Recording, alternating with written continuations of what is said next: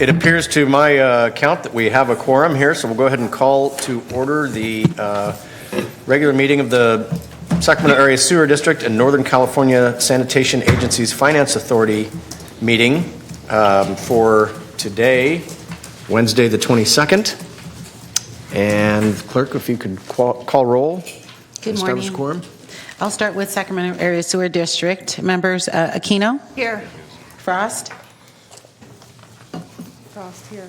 Oh, here. Yes, I'm here. Kaplan? Here. Carpinci Costa? Present. Kennedy? Here. Maple? Here. Orozco? Here. Sander? Here. Cerna? Here. Talamantes? Here. Tao? Here. Villegas? Here. Hume? I am here. And for the Northern California Sanitation Agencies, Member Luritzen? Here. And Pilecki. Here. And then we do have Member Carpinci Costa and Hume who are here. So you have a quorum for both hearing bodies. Okay, so we have 3 items to take, and I believe, are these just for the Northern California Sanitation District, the first 3 items? They're for both. They're for both, okay. Sac Sewer and the Northern California Sanitation District. All right, but first we will start with the pledge. If you would join Vice Chair Karpinski Costa, please. Please join me in saluting the flag. I pledge allegiance to the Of the United States of America, for which it stands, one nation, under God, indivisible, with liberty and justice for all.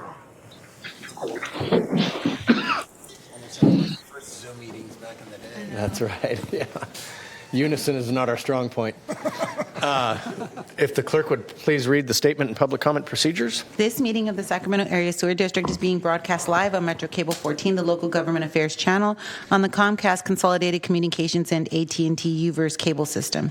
This meeting is closed captioned and live streamed at metro14live.saccounty.gov. Today's meeting will replay Sunday, May 26th at 9 a.m. on Channel 14. This meeting can also be viewed at youtube.com/Metro Cable 14. In accordance with Government Code 54952.3, compensation for meeting of these legislative bodies is required to be verbally disclosed. The amount of $100 will be paid for each member participating today as a member of the Sacramento Area Sewer District. Compensation for Sacramento County Supervisors and City of Sacramento Council members is paid to the county and city respectively to partially offset the cost of those governments. Compensation for other board members is delivered to the individuals. To make an in-person public comment, please complete a speaker request form and hand it to the clerk. The chairperson will call your name when it's your turn to make a comment. You may send written comments by email to boardclerk@saccounty.gov. Your comment will be routed to the board and filed in the record, and that concludes the clerk's statement. Very good, thank you. In that case, we will move right on to the item number 1. Item number 1, you're acting as the Sacramento Area Sewer District and Northern California Sanitation Agency's Financing Authority. Adopt the Sacramento Area Sewer District and Northern California Sanitation Agency Financing Authority fiscal year 2024-25 final budgets. Good morning, Chair and board members. Christoph Dobson, District Engineer. We had the budget workshop last meeting. It was on May 8th and had a presentation and opportunity for you to ask questions. We did get a couple of questions from Director Kaplan, actually, and one was on cybersecurity costs and also on pension costs. And so we did a little bit of research and got back to Director Kaplan, but for the full board's information, the IT budget costs have increased somewhat. Cybersecurity is a subset of that. Also some increases there, but nothing significant in terms of our overall budget. And then we also looked at our SCRS pension costs. And SCRS, the pension costs are tied obviously to salaries, our salary budget. And so because salaries have been increasing with COLAs and equity increases, there have been increases in the SCRS pension costs. However, when we looked back the last 3 years at the percentage of the salary, so because the pension is tied directly to salaries, that percentage is basically flat, even slightly reduced. So over the last 3 years, so we're kind of plugging along at a flat. It's just tied directly to salary costs. So just wanted to report back on those 2 items. And then let's see, just very quickly, we have a $454.4 million operating budget and $564.6 million capital budget. That's what we're proposing. There weren't any significant changes from the workshop, so at this point, we're just requesting approval of the fiscal year 24-25 budget. Okay, very good. Do we have any questions for Christoph here on the dais? Seeing none, how about for our friends participating remotely? Any questions? No questions. Okay. In that case, do we have any public comments on this item? I did not receive any speaker requests. Is there anybody in the audience wishing to speak? Okay, we'll close public comment. And now we need a vote. This is only for SAC sewer members first. Is that just a voice vote? Motion to approve. Thank you. Motion from Kaplan Second, Frost. and a second from Frost, who is here. All those in favor say aye. Aye. Any opposed? Okay. And now we need I guess, a motion and from the Finance Authority members. I'll motion. All right, I have a motion from Karpinski Costa. Second. Are you on the Financing Authority? No, sir. Oh, well, I tried. You tried. Second. I don't think you're on it either. No. I'll go ahead and second for I want to the be. the ease of confusion No, here. Just kidding. And now, because we do have a hybrid, we do need a voice vote, or a roll call vote, rather? I need to take a roll call vote. Okay. Thank you. Member Luritsen, Yes. Pilecki, Yes. Karpinski Costa, Yes. and Hume. Aye. And the motion carries by unanimous vote for both hearing bodies. Okay, we got through item number 1, now on to item number 2. Item number 2, you're acting as the sewer district and the financing authority, and this is to authorize issuance of one or more series of refunding bonds to pay for the refunding of the 2014 A bonds, 2012 A bonds, 2013 B bonds, 2013 C bonds, and 2013 D bonds, and termination of the 2012 A and 2013 B swap. Good job, clerk.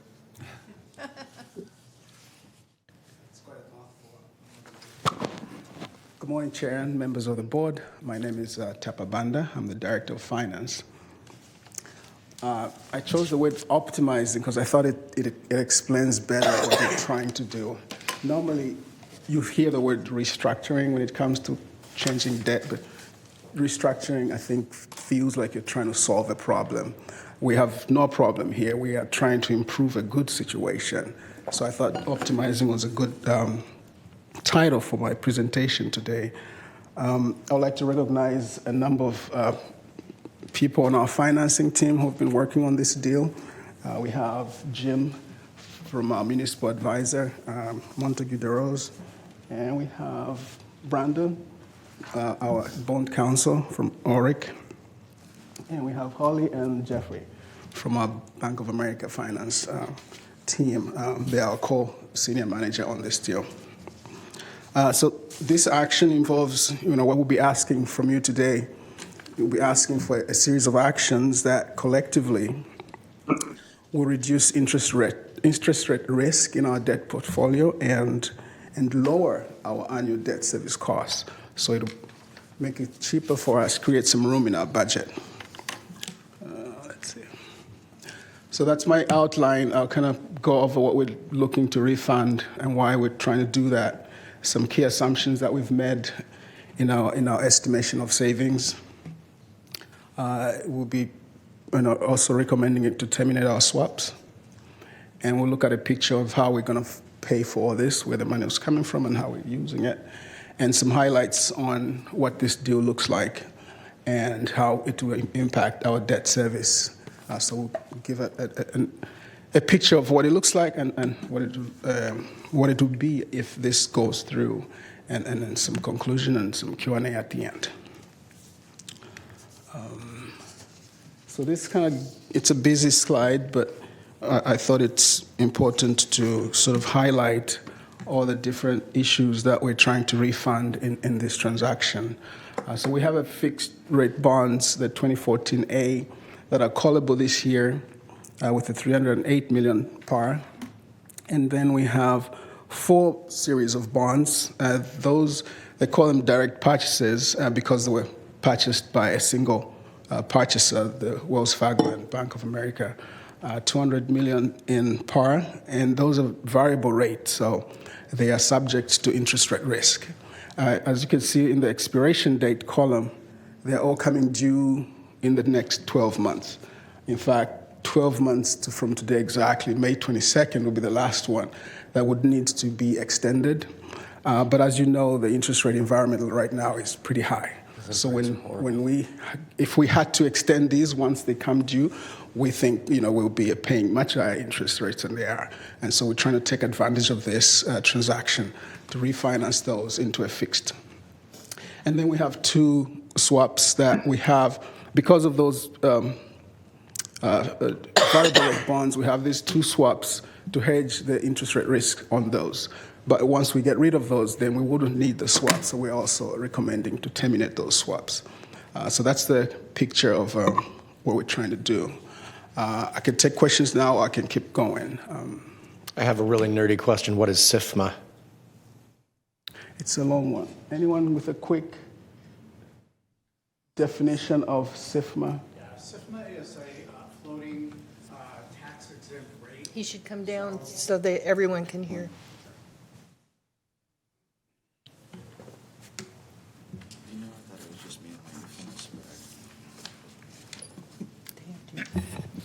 Mr. Chair, members of the board, I'm Jim Bemis, a principal with Montague DeRose and Associates. We've been the MA for regional and before Sac Sewer for about 15 years.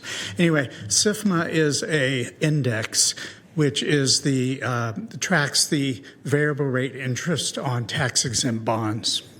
So what LIBOR was to the taxable market, and now it's SOFR. SIFMA is to the tax-exempt market. Gotcha. Thank you. Any other questions at this point? Any questions online? Okay, please proceed. Please proceed. Thank you.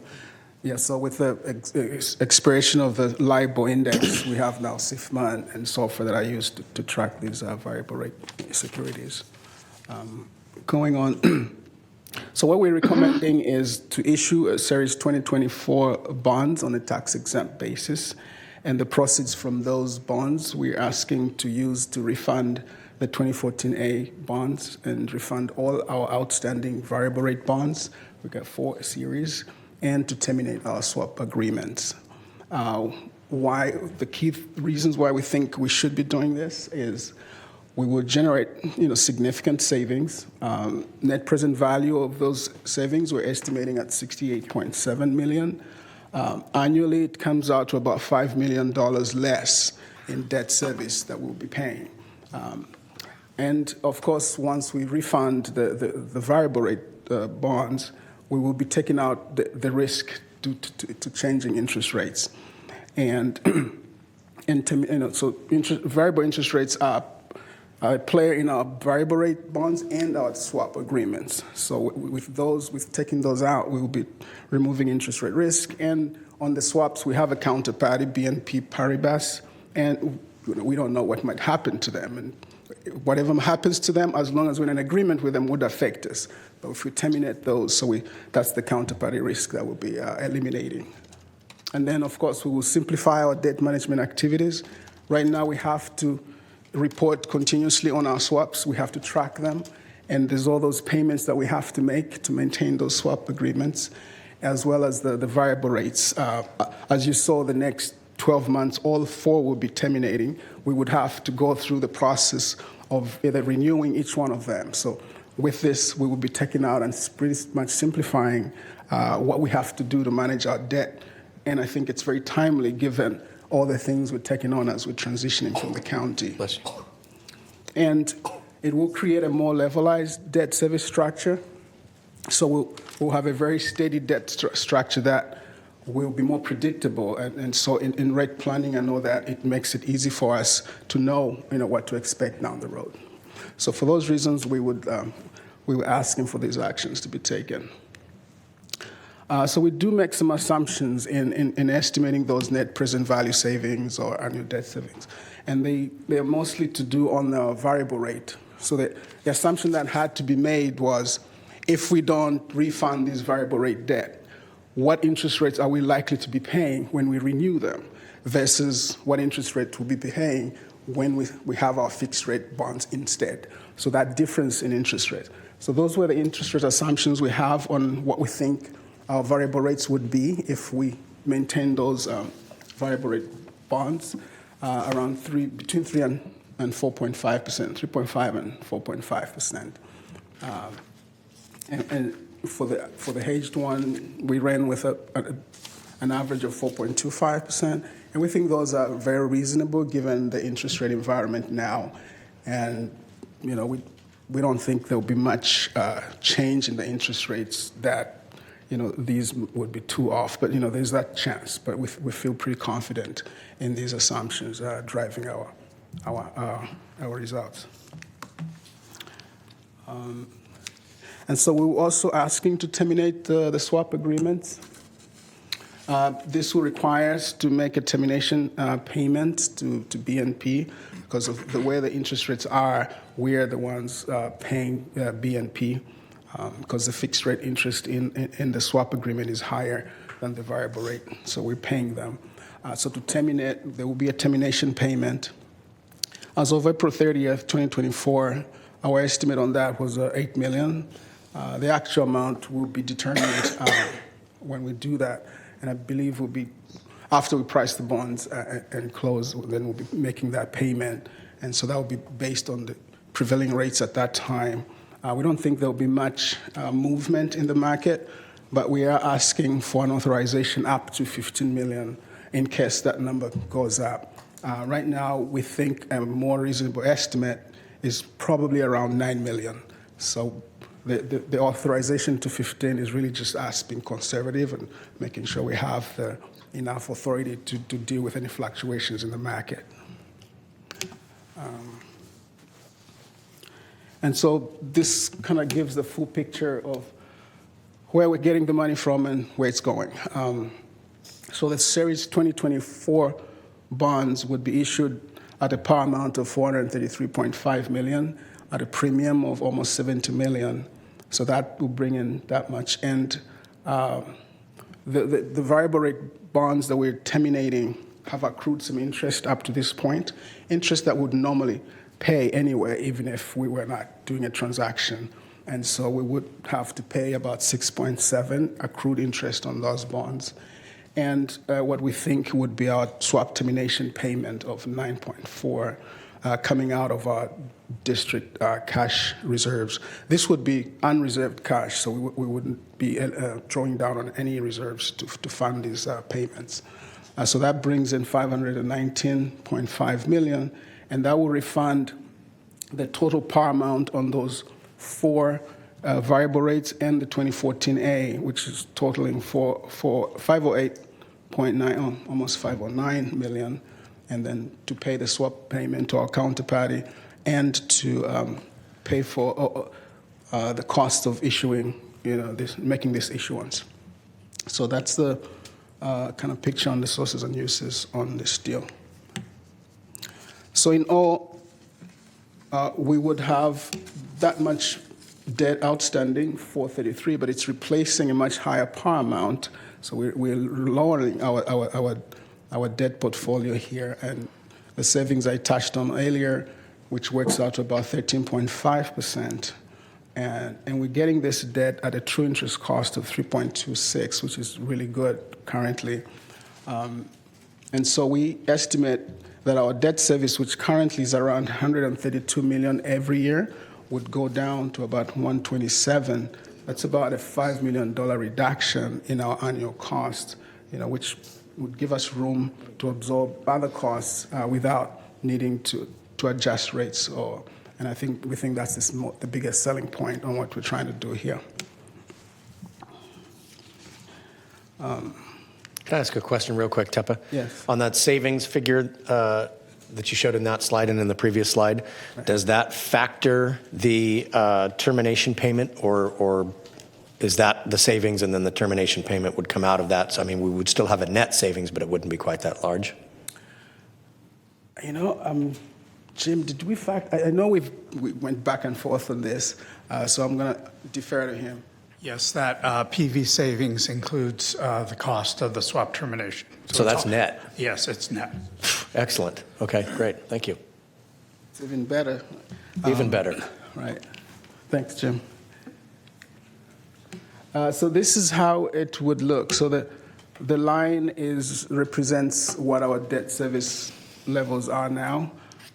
Slightly higher than the bars. That's because it is higher. And then we have those dips in 2036 and 2041, and then it goes up. If we kept our variable rate bonds, they would be paying off then, so we'd have those another jump there. The bars represent what the structure would be after this refinancing. As you can see, the bars are below the line, so that's the $5 million about that we're saving. And by filling in that dip in 2036 and going a little bit higher, we accelerate the repayment of this debt, and so we're able to free up a lot of capacity, from 2041 going forward. If we get there and the district needs to raise any debt for some major capital projects, that's a lot of room we're freeing up for that. So that's what we are trying to achieve with this. And obviously, then the peaks and valleys of the existing debt service line are anticipating when interest rates would drop, and we wouldn't be able to take advantage of that because we're now going to a fixed rate? No, the peaks and valleys, that's right now, that's as it stands. So the series that we have outstanding, some of them, there's not a lot of repayment required in those years, so they dip. And then in some years, we have higher series being repaid, and so it goes up again. So this chart has nothing to do then with the interest rate of the bonds? No. This is okay. just showing the dollars that we have to pay every year to service our outstanding debt. So in those years, because of how the bonds were structured, there would be lower payments, but then it jumps back up. Gotcha. Yeah. Okay. Any questions? So to wrap it up, I'm just going to rehash what we are hoping to achieve here to refund the 2014 and generate some considerable savings, eliminate variable rate risk in our portfolio, eliminate counterparty risk when we terminate the swaps, simplify our debt management activities by replacing 4 series of bonds with just one fixed rate tax exempt, and then creating that levelized debt structure that you saw that would hold steady for a long time and kind of give us some assurance in our rate planning over the next several years. So with that's the end of my presentation. Okay. Any other questions for Mr. Banda? No? Excellent presentation. Yeah, Director Sander. You had a slide there that was estimating maximum potential interest rate or repayment rate. I assume that's because part of the portfolio previously had a variable interest rate, and so you had to estimate what could happen. Is that what was reflective in that maximum? Let me see. There's also the risk of the the swap, I suppose, that was probably in there as well.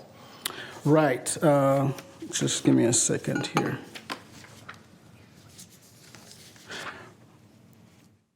Yes, so it's because of the variability on variable rate interest rates. So the maximum is what we reasonably think interest rate might go up to, and therefore how much we would have to be repaying in that environment. Okay, so substantively, this locks us in at a given rate. We eliminate that risk. We don't have to use terms like maximum anymore because now we're locked in.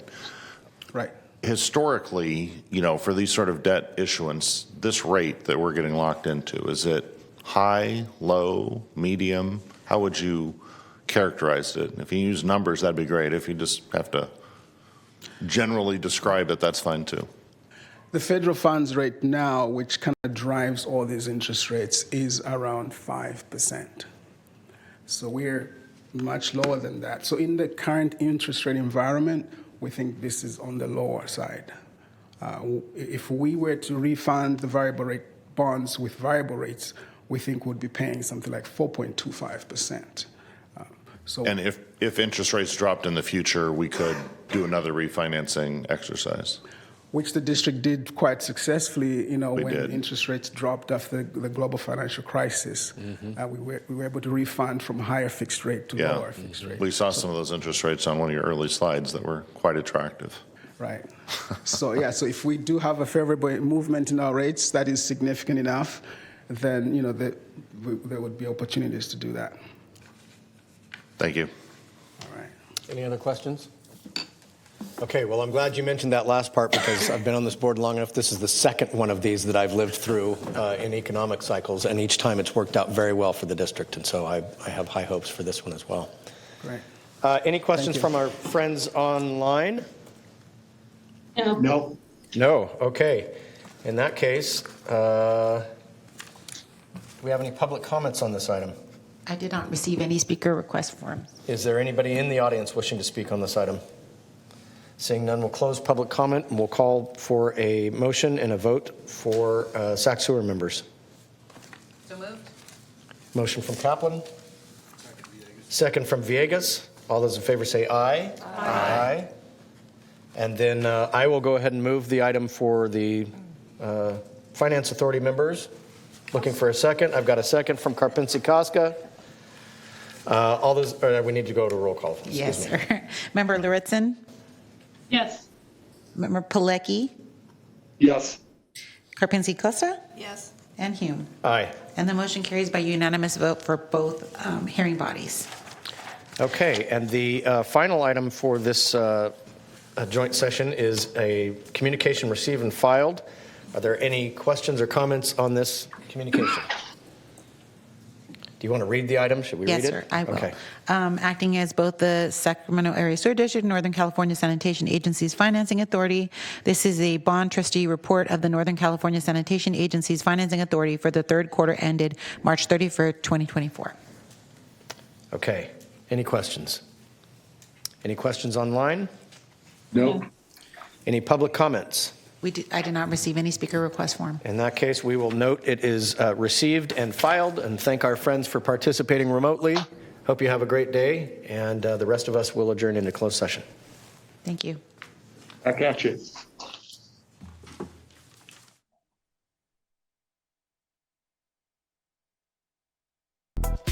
Back from closed session, I'll look to council as whether or not there's anything to report out. Nothing to report. In that case, moving on with the Sacramento Area Sewer District agenda, we will go to the consent calendar, items 4 through 8. Any questions on consent? There's a motion from Maple. A second from Robles. Any questions, comments? All those in favor say aye, or excuse me. Are there any public comments on this item? Okay, good. Again, not good that there's no public comments, but good we didn't miss a step here.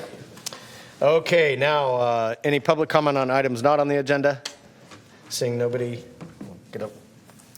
Move on to item 10, miscellaneous director and district engineer matters. Any director comments? How about the district engineer? Got a couple. First of all, next board meeting is June 12th. That'll be the only meeting in June. And then I wanted to touch on something that we haven't spoken a lot about. We recently got the results from our latest employee engagement survey. We work with Gallup. They have a engagement survey called Q12. Actually, Q12 Plus is what they're calling it now. It has a very strong correlation with a whole slew of performance measures, so kind of bottom line measures for how you're doing as an organization. Higher employee engagement equals higher performance. So we have adopted this program. We did our first survey last year, so this is now the second year of the survey. And I'll say that we were a little apprehensive about the results of that survey just because we're going through a lot of change in the organization. Not really sure how we're going to do this second year. So this will be the first time we get to kind of compare against where we were last year. But we actually had, first of all, an improvement in participation from 77% up to 84%. So that's actually a good sign. Even if people are unhappy, if they're willing to jump in and provide basically their feedback, that is a positive thing. So 7% increase there. But more importantly, our engagement overall improved 11% from last year to this year. And that is particularly good given that Gallup tells us that across the country, the U.S. average was a drop of 4% in engagement this past year. So kind of put those two together, it's about a 15% spread. So we're really happy about that. Just wanted to share that with you. But my thinking is that probably sometime this fall, I haven't even talked to Matt yet about this, but I'm thinking we might want to bring back an annual, give you a little better understanding of what we're doing, and then maybe annually just bring back our results. So hopefully you'll hear a little bit about that later. And that's all I He's have. smiling, so it's apparently okay. No. Okay, thank you. Any questions, comments? Hearing none, we stand adjourned. Thank you.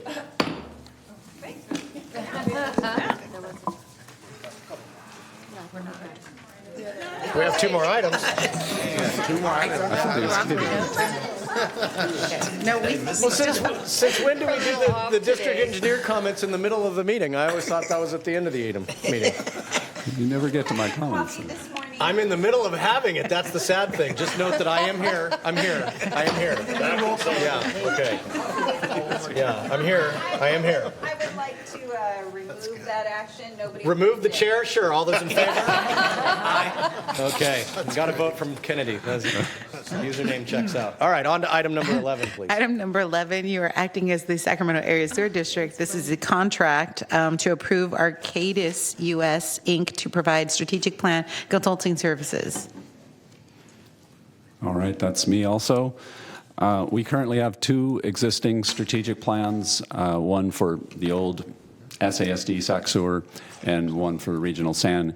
And we did go through kind of a manual process to kind of put them together into one document, but they are not, it was really just an effort to kind of put them all in one place. And the treatment document was planned to go through 2026, the collection system document through 2022. And we delayed revamping that plan because we wanted to sync up this into one, into a single document. So again, a lot of change happening right now, and a lot of things that we don't want to maybe bake in too soon. We like to get some strategic planning in place before we start kind of building this new district with the staffing transition and the merger and everything. So I think it's a really good time to do strategic planning. We've hired Arcadis, or proposing to hire Arcadis, to help us do not only strategic planning, but also take a look at our organizational structure, the organization design. Right now, we essentially took the departments we had, again, kind of squished them together, but we didn't change anything yet. So now we have an opportunity to look at the organizational structure and build something that's as efficient as possible. So I wanted to lay that out. The other thing is that in the past, your board has not had an active role in our strategic planning effort, but I would like to get some feedback, and so I'm hoping to get maybe 2 or 3 volunteers to, so you can tell me now or you can email me, but if we could get 2 or 3 volunteers to go through an interview process with our consultants and get some feedback from you, I'd appreciate that. That's all I have on that. Okay, Sure, I'll volunteer. excellent. So that was Kaplan. Do we have another volunteer? Robles. Do we have a third? Okay, I'll jump in then. Thank you. You're welcome. Any other questions on the item? No? Do we have any public comments on the item? We do not. Okay, in that case, look for a motion to approve. I'll move the staff recommendation. Okay, Aquino moves. Is there a second? Second from Kaplan. All those in favor say aye. Aye. Opposed? Motion carries. On to item number 12, please. Item number 12, you're acting as the sewer district, increase sewer lifeline rate assistance program discount.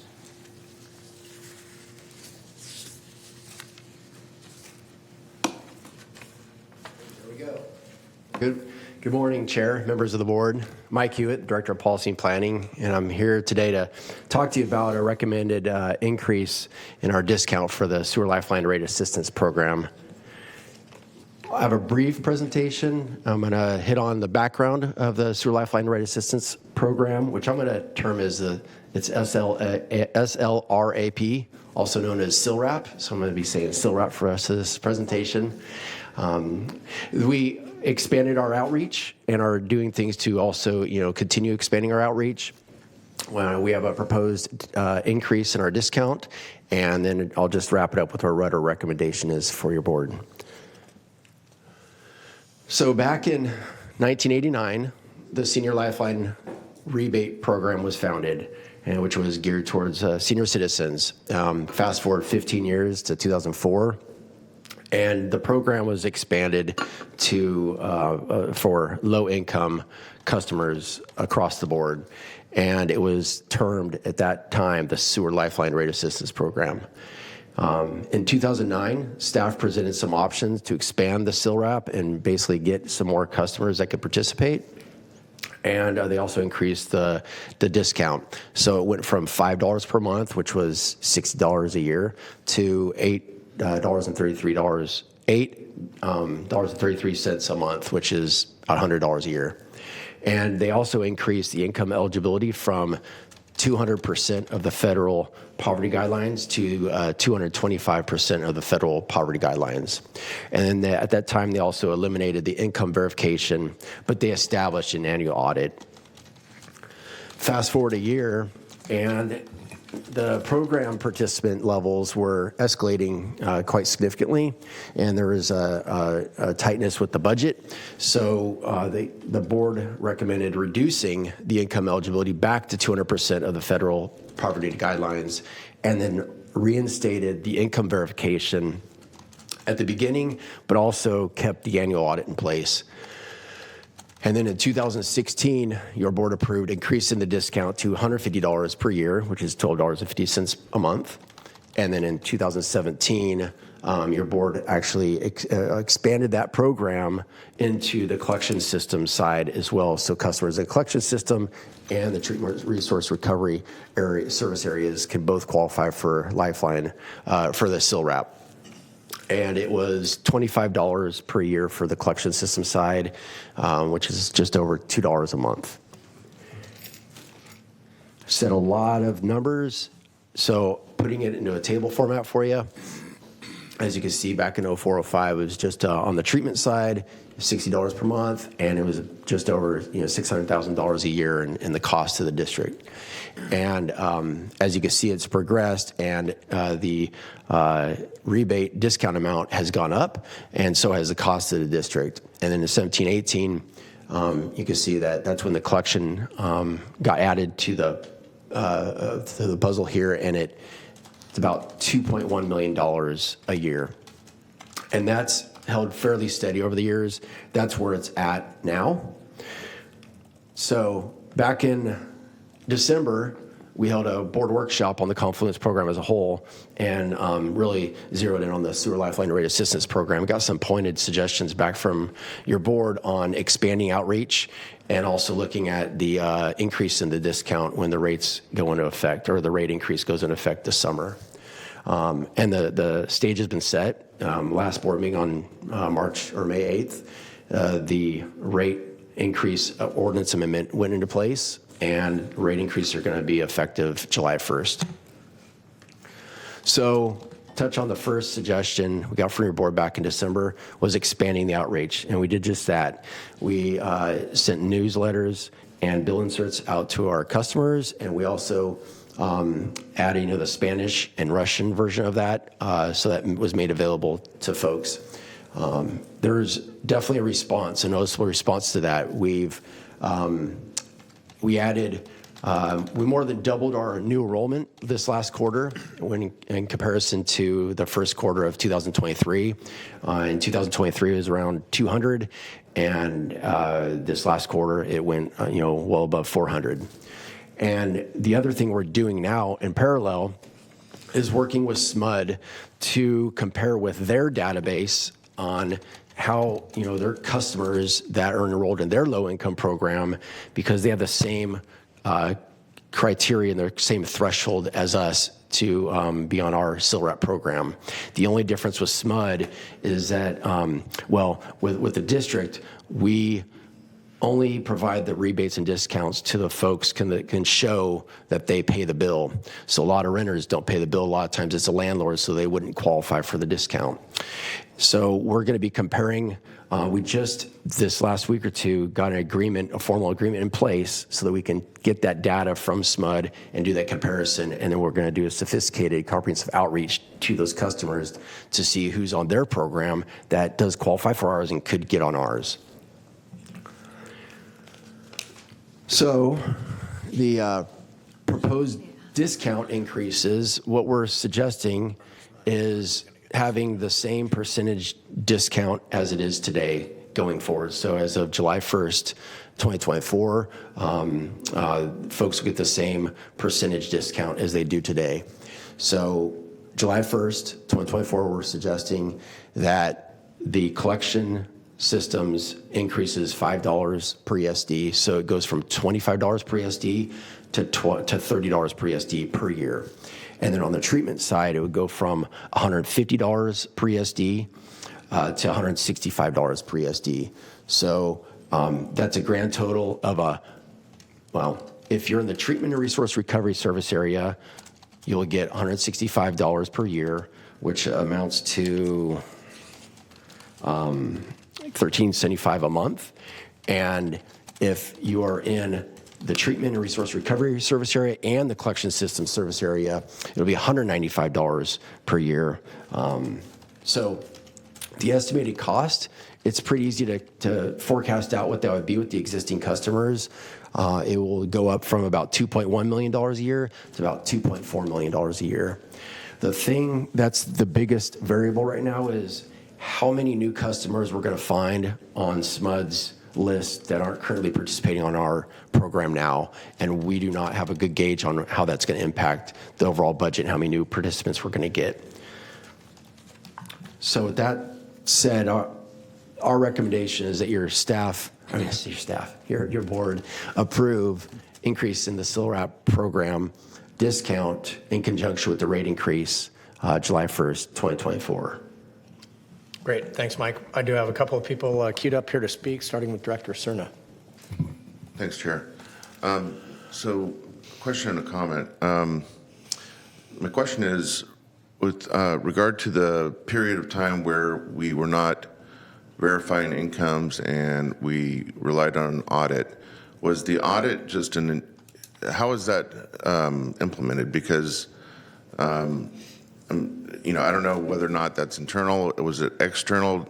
Are you looking back, somehow confirming a sample size of income eligibility? And if so, what did we find from kind of being on the honor system for a certain period of time? Yeah, I don't have the numbers and the information on the basically how many folks were getting into the program that shouldn't have been in the program, but I could speak to the audit process. It was intended that we would audit basically folks every 5 years. So when someone would come into the program, every year we'd look at who'd been in there for 5 years and audit that group of people. And so over 5 years, the thought was that you'd have 100% of the audit done. So that would, by design, intend to see whether or not, let's say, someone was or household was eligible in year one, they could have had a change in income, could have had a change in their household size, and go from a single income to a dual income household. Yeah. Is that the kind of thing that was being looked at? Yeah. So, if someone came into the program and 5 years later, they'd be looked at. So either at the time when they eliminated the verification, either someone was there in the program they shouldn't have been, or maybe they've had some income level changes or household changes that, basically, can remove them from the system. And that's how it was looked at. And we do that internal audit. And then I think I may have, when you solicited input from the board some time ago about how to enhance outreach. I think I mentioned that we probably should make use of the fact that we have an Area 4 Agency on Aging here in Sacramento County, and so in terms of having an agency that focuses on largely a fixed income audience, was that ever explored in terms of making sure that the agency staff, at least, or the executive leadership of Area 4 Agency on Aging knows that this is something that should be broadcast to the folks that they serve? We haven't yet. We could definitely add that to us and proceed forward with getting that outreach to that. And it's Area 4? Area 4 Agency on Aging. And it's a multi-county agency, but certainly the service area is well within their territory. So again, I would strongly suggest that that is kind of a off-the-shelf, built-in audience that we ought to be tapping into. I'm the Sac County rep on that board, so if you need help getting in touch with them, reach out to me. Okay, great. Thanks. Thank you. Thank you, Director Cerna. Now Director Maple. All right, thank you, Chair. Just really wanted to appreciate staff and all the work that you've done getting this from the last time that we spoke about it to now. I think it's really incredible how quickly you've been able to move and incorporate some of the changes that were requested by the board. Really especially heartened to see the language access and making sure that we have multiple languages that when we're reaching out to folks and just increasing that outreach in general. I know that since I learned about it, I've been bringing the sheets out to our events. So hopefully that's played a small part in some of the folks that have signed up. But for my colleagues here, if you don't have them, they can provide you with the Lifeline forms that you can bring with you to your community events, and that's been really helpful. And so I just really wanted to appreciate that and appreciate the forward thinkingness on coordinating with SMUD too. I mean, we don't, instead of duplicating efforts, working together and figuring out how we can use our data together to get people into the program is really wonderful. So I just wanted to congratulate you and thank you for the work that went into this. And Chair, I would be happy to make a motion to move this forward. Okay, we'll note that. Thank you for the kind comments. Yeah, thank you. Director Kennedy. Thank you, Chair. So you said we added Russian and Spanish information. What was the rationale behind Russian and Spanish and not other languages as well? We looked at our communications, Nicole. Yep. So when we looked at data spoken in the region, Spanish and Russian were the next top two languages spoken. And I don't have the exact data point with me, but it was north of 80% if we did English, Spanish, and Russian. After that, the languages started to get much smaller. And so we would have had to include many, many more languages to start seeing a gain in terms of that percentage increase. And so we started with Spanish and Russian for this first go-round. And that's supposed to drive people to an online information portal of some kind. How do they know to get there? So QR code. So we have on the bill insert and then on the Prop 218 newsletter as well, there was language saying that there was language in Spanish and Russian saying via QR code that the materials were available in those languages online and to scan the QR code with their phone. Okay, my only concern, and I understand that 80%, that's a great number. My only concern is that we're asking people who may not have the technological capabilities to do that, we're expecting them to go through a QR code and all of that, and particularly elderly people and so forth, I mean, that can be problematic. So I'm hoping that we can find a way to be a little more inclusive than expecting everybody to be technologically savvy or have the technological capabilities and the technology available to them. In addition, we had a phone number and a website. So folks who are less technically savvy in terms of scanning the QR code were able to get in touch with us in other ways as well. Okay, thank you. Thank you. Director Orozco. Thank you. First off, thank you for the presentation. In the city of West Sacramento, we do have a high population of Spanish and Russian-speaking communities, specifically those that have been overrepresented in the lower income areas of our city who could benefit from this, so I do appreciate the effort. With that stated, we do not have SMUD in our community, and so what I'm looking for is what type of outreach are we going to do in our city through either PG&E or other methods in order to identify by those bill payers who need this information, who might have landlords that, aren't getting them the information. And further, what about mobile home parks? We also have a heavy population and concentration of mobile home parks. And how does that work? We also have lots of senior living facilities where I imagine that there might be a fixed rate. I'm not sure if the discount's actually reaching the folks who actually need it the most necessarily. Yeah, that's the tough situation. So, our requirement that the person paying the bill, receives the discount or the rebate, a lot of times it ends up excluding a lot of times the mobile home parks and some of the senior citizen living situations. What I will say is, as far as reaching out to you don't have SPUD in your area, we can certainly look at PG&E and see if they'd be willing to provide us some information to help close that gap there. I'd appreciate that. I've been following this matter since 2016 when I joined this board, and it's something I think that I've reported very frequently with the city. So I'd really love to make sure that we disseminate the information there. Will do. Thank you. Yep. Thank you. Vice Chair Karpinski-Costa. Is there what's the limiting factor? Is there a certain pot limit? We have a pot limit, so once it reaches that limit, that's it, or? Yeah, right now we have about $3.3 million allocated towards that SILRAP budget. So, I mean, that can, always. And that's non-rate, non-fee That revenue, is right. correct? That's correct. Non-rate, non-fee money, and it's all part of the Confluence program as a whole. Keep in mind that the Confluence program the total budget is significantly larger than that, and your board has directed that the Lifeline, the SILRAP program, is sort of the foundation of that. So it gets funded fully first. So if we were to bump up against that limit, I don't think we will anytime soon, but if we were, actually I have the authority to move funds from the other areas, and we'd probably bring it back to the board anyway, because that would be probably something significant. But we have some options even if we do bump against the limit. Okay. Director Villegas. Real quickly, Mr. Chair, if I could. So is it possible that if we could identify other mechanisms with which to distill the 225% of the federal poverty level and provide that information to you, that could be used rather than waiting for the utility operator to say yes or no? Would that be just as effective? Yeah, if there's a way we can get that information, that'd be great. Okay. All right.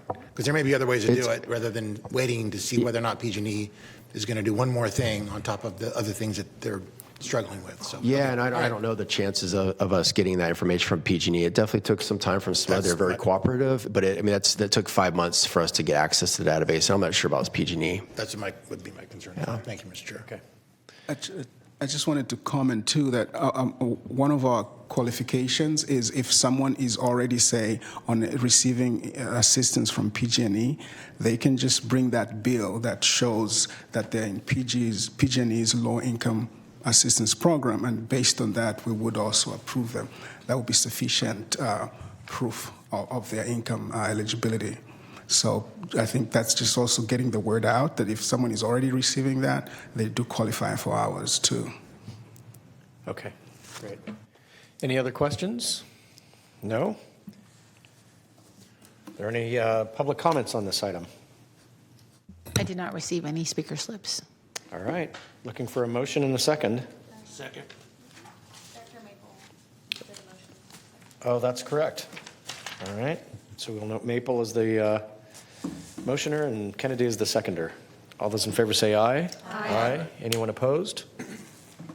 Okay, let me check for additional pages. Thank you.